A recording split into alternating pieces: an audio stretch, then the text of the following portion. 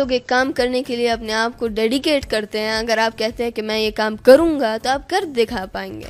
अगर आप लोग कहते हैं कि नहीं मैं ये नहीं कर सकता, तो अगर आप लगातार कोशिश भी करें आप नहीं कर पाएंगे।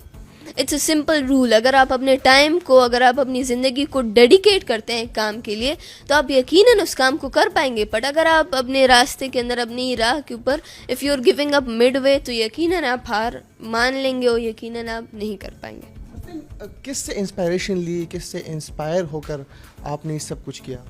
अगर मैं आपको बताऊं तो मैं ख़ुद अपने आप से इंस्पायर होकर ही ये सारी की सारी जर्नी के आगे इन सारी चीज़ों को समझते हुए। बहुत सारे लोग कहते हैं कि मैं अपनी जर्नी को डेडिकेट करता हूँ फ़लाना फ़लाना, इस बंदे उस बंदे, इन सब के लिए। मैं कहता हूँ कि मैं अपने आप की तरफ डेडिकेट करता हूँ, क्योंकि अगर मैं मेहनत नहीं करता तो मैं इस मकाम पर नहीं मौजूद होता। और ये मैं हर जगह कहता हूँ, बट अगर मैं यहाँ पर फिर भी कहूँ तो मुझे यकीनन फ़ील होता है कि ये काफ़ी नहीं है।